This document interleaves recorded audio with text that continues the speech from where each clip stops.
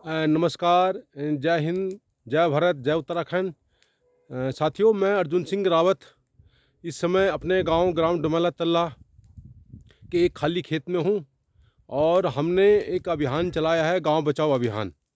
और हम लोगों से गुजारिश कर रहे हैं कि यदि हमें अपने गांव को बचाना है तो हमें खुद आगे आना पड़ेगा और अपने जितने भी बंजर खेत हैं उनको आबाद करना पड़ेगा। आपको याद होगा कि हमने पिछले दिनों अगस्त के महीने में अपने एक खाली पड़े बंजर खेत पर 10 किलो की हल्दी लगाई थी। और हम बार बार यहाँ पे आते रहते हैं, कभी घास काटने के लिए, कभी खाद डालने के लिए। तो आज हम यहाँ अपने खेत में खाद डाल रहे हैं। और आपको तो पता ही है कि खेती बाड़ी लोगों ने इसलिए छोड़ दी है क्योंकि एक तो असमय बारिश होती है। इस सीज़न में बरसात तो हुई थी, परंतु सितंबर के बाद अभी तक कोई बारिश नहीं हुई है। ये आप देख रहे होंगे, मेरे पीछे आकाश है, बिल्कुल नीला हो रखा है, कोई बादल की नामो निशान नहीं है। तो आप लगाइए कि सितंबर से लेकर के अभी दिसंबर का महीना आ गया है, फर्स्ट वीक है, और अभी तक यहाँ बारिश नहीं हुई है। तो ऐसे हालात में किसान क्या करेगा? उसका खेत सूख जाता है और वो फिर खेती बाड़ी करना छोड़ देता है।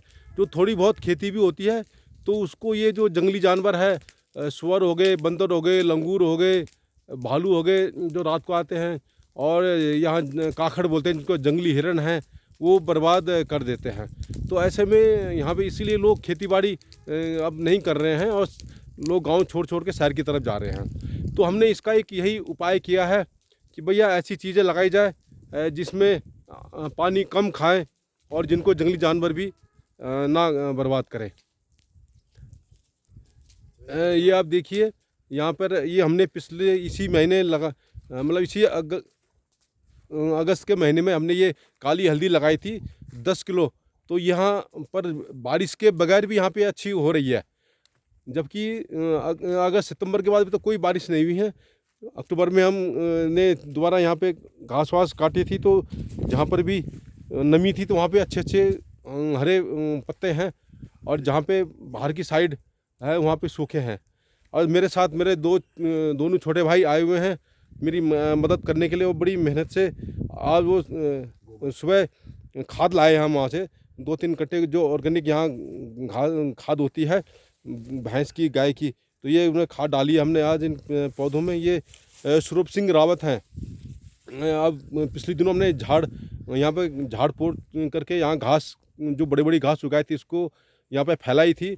इससे क्या होता है कि जिसको ब्लिंचिंग बोलते हैं, और नीम इसे नमी रहती है।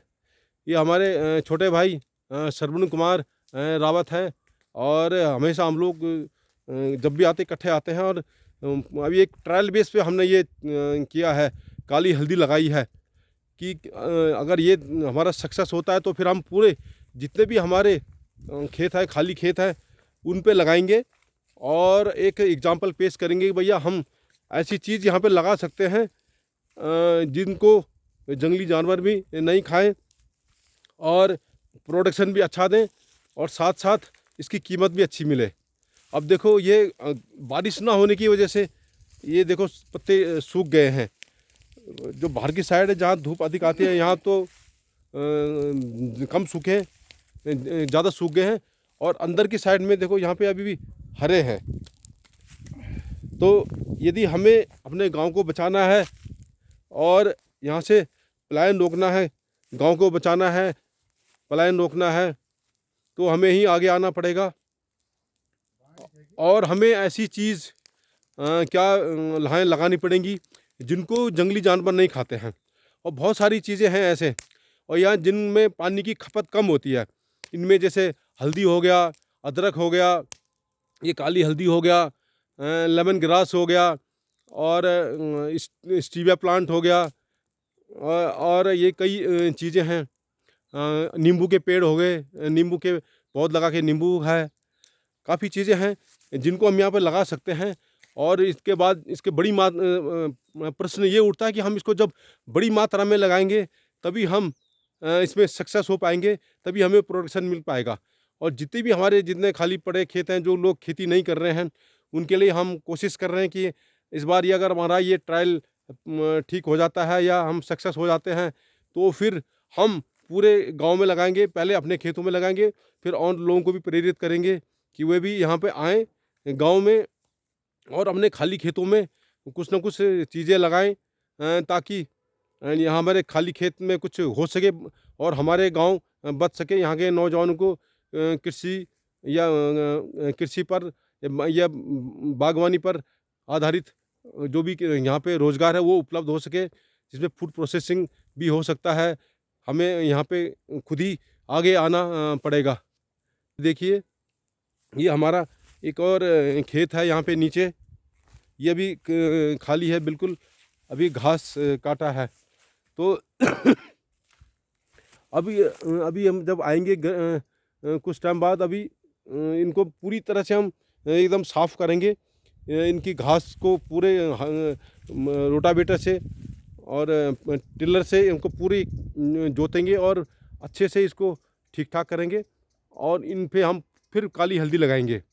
तो हमें ही आगे आना पड़ेगा, हमें अपने एक गांव को बचाना है, लोगों को रोज़गार देना है और अपने गांव को बचाने के साथ साथ आत्मनिर्भर बनना है। तो हमें ही आना पड़ेगा। जो लोग हम में से स्वावलंबी है, जो कि यहाँ पे आ सकते हैं, हम लोग गांव में आते रहते हैं, तो वो लोग यहाँ कर सकते हैं। जिनको अपने गांव से प्रेम है, अपनी जन्मभूमि से प्रेम है, वही लोग यहाँ पे कर सकते हैं। उनको मैं सभी से गुजारिश करता हूँ कि वो आएँ और अपने जितने भी बंजर खेत है उनको आबाद करें। हाँ, ये बंजर खेत हमारी प्रॉपर्टी हैं, हमारी परिसंपत्तियाँ हैं और इनका हमें सदुपयोग करना चाहिए। ये देखो, इस खेत पर अभी बड़े बड़े घास उगाई है, जो एक तरह से जंगली घास है। इसकी भी सफाई की जाएगी अभी और इस पर भी लगाया जाएगा। तो हमारा यही मानना है कि यदि हमें यहाँ के पलायन रोकना है तो हमें ही यहाँ पे आगे आना पड़ेगा और यहाँ पे हमें ऐसी चीज़ें लगानी पड़ेगी जिनको कि हमारे ये जंगली जानवर जो कि हमारी खेती बाड़ी को ख़त्म करते हैं और ये हमारे खेती बाड़ी ख़त्म करने के साथ साथ हमारे को जो पैदावार इसलिए नहीं हो पाती, बारिश नहीं हो पाती है, तो इसकी वजह से यहाँ पर नहीं पैदावार नहीं हो रही है। तो हम ऐसी चीज़ें लगाएंगे यहाँ पे ताकि यहाँ पर प्रोडक्शन भी हो सके और इन जो खाली पड़ी खेतों का हम सदुपयोग कर पाएँ। साथियों, अभी हमारा ये खेत है, अभी देखते हैं इसमें मार्च या अप्रैल में इसकी हमें पैदावार मिलेगी। देखते हैं कितनी पैदावार हमें यहाँ से प्राप्त होगी, परंतु पैदावार मिले चाहे ना मिले, हम अपना प्रयास जारी रखेंगे और अन्य खेतों को भी हम ठीक करना शुरू कर देंगे।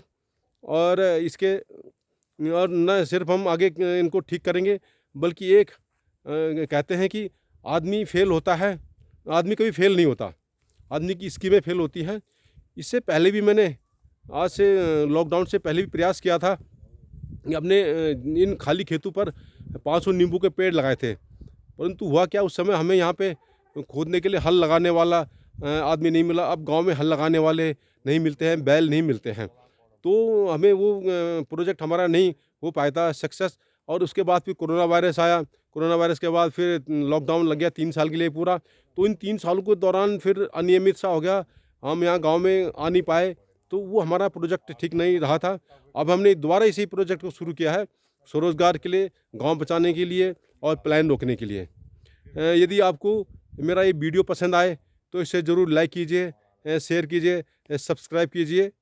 नमस्कार, जय हिंद, जय भारत, जय उत्तराखंड।